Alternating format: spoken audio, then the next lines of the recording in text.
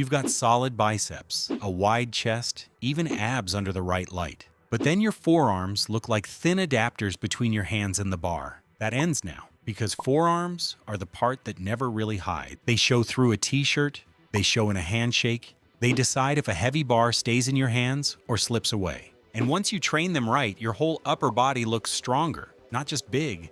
Most people hit curls, rows, presses, then wonder why their grip dies before their back does, or why their elbows start screaming after a few weeks of hard training.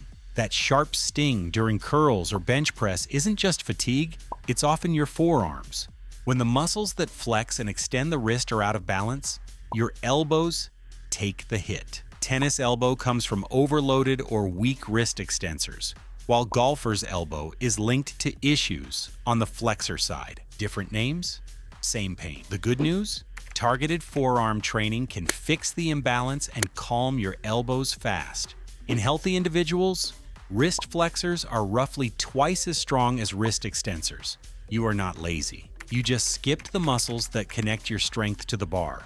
In this video, you will get 5 superhuman forearm exercises, plus a full setup for size, strength, endurance, and joint health. You will understand what to train, how often, and where to put it in your week, so your forearms finally match the rest of your strength. Busting myth number 1. Just add wrist curls at the end. That's enough forearm work. Your forearms are not one straight cable. You have muscles that flex the wrist, extend it, rotate the forearm, and cause radial or ulnar deviation.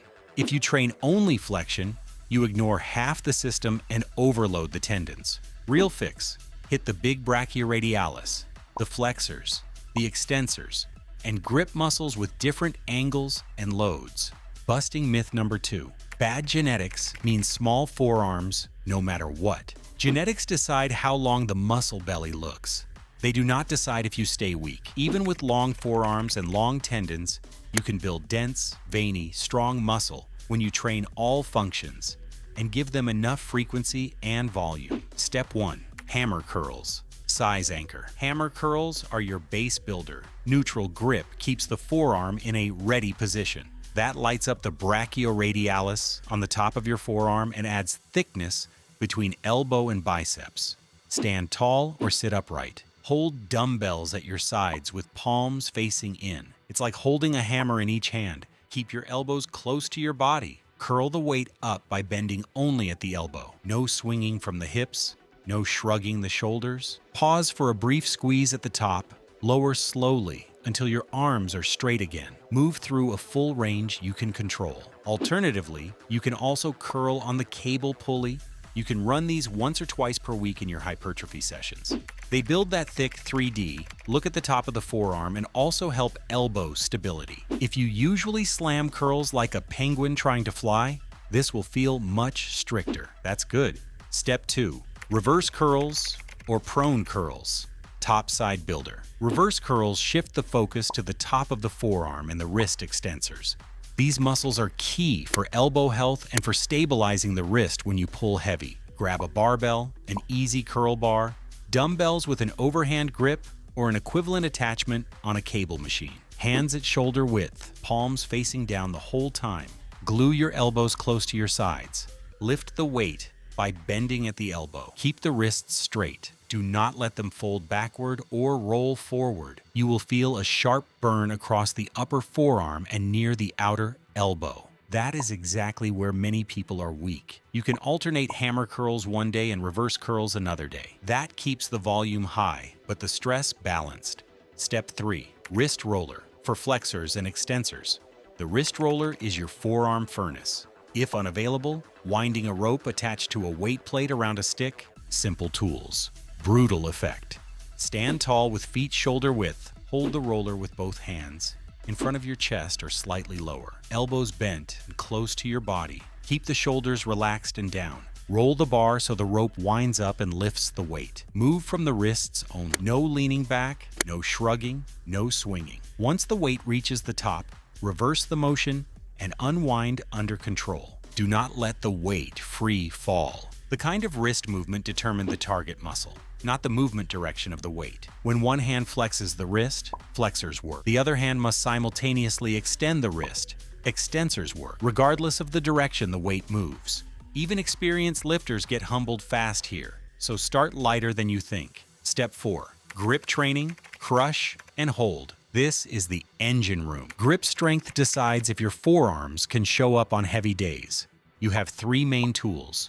Crush grip with grippers, thick bar or fat grip attachments work. Deep finger and tendon work like rice bucket drills. For grippers, hold one in the working hand at your side. Squeeze it closed under control. Either perform repeated reps or timed holds where you keep it nearly shut. Tip: grippers are cheap stuff. Get a set with different intensity levels or a pair with adjustable springs, because different goals means different resistance. For thick bar work, use fat grips or take a thick handle on rows, deadlifts, or holds. Double overhand deadlift holds are great. Pick a weight, lift it up. Lower under control. For rice bucket work, bury your hand into the rice. Open and close the hand, twist, claw. Move fingers in all directions against the resistance. This builds deep finger, tendon, and wrist strength that normal lifting never touches. Step 5. Rotation and deviation, joint armor. Last layer. Rotation and deviation make your wrists and elbows feel stable under load. Use a light dumbbell, cable handle, or rod. For rotation, hold the handle with the elbow at your side, bent 90 degrees.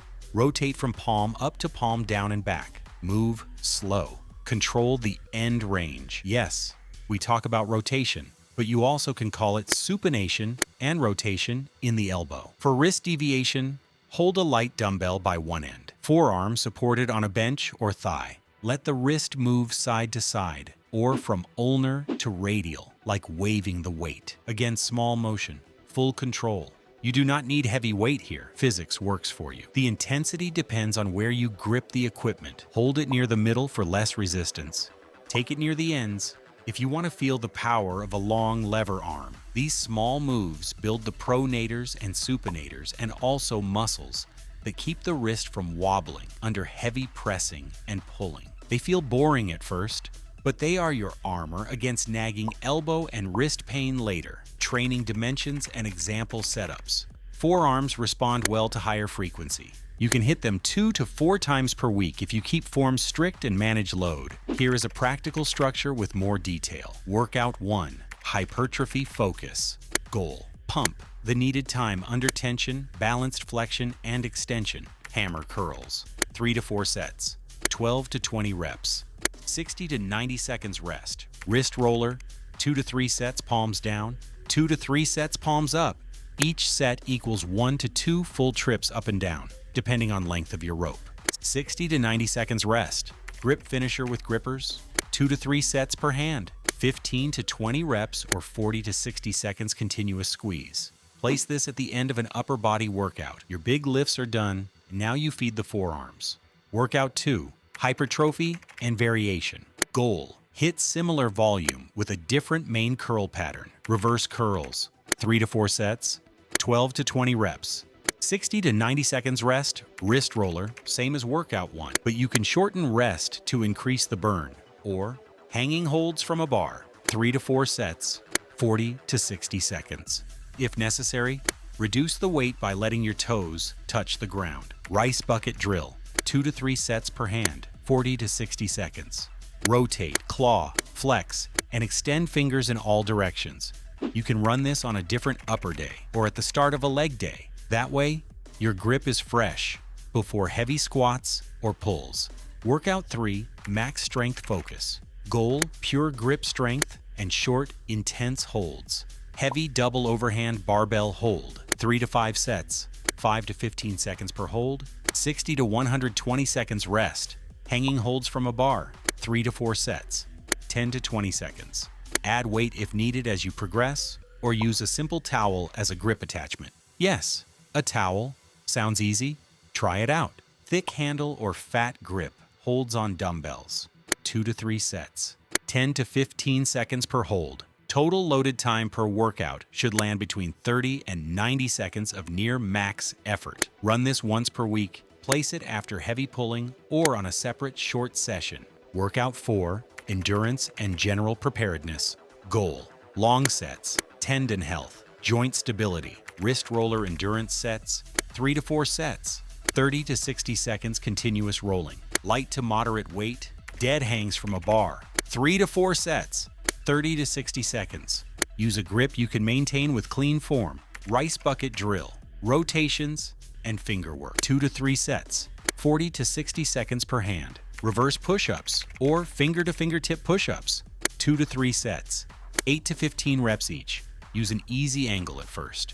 As a beginner, you should probably start by leaning against the wall. This session can sit on a lighter day or as a standalone, shorter workout. It teaches your forearms to last and keeps your joints resilient. Here is the main idea. Train your forearms like a full system. Brachioradialis for size, flexors and extensors for balance, grip for strength, rotation and deviation for joint health. Start with 1 or 2 of these workouts this week. Add volume over time as recovery feels solid. You will notice the difference in every pull, every press, every handshake. Which of these 4 workouts will you plug into your training first? Thank you for watching.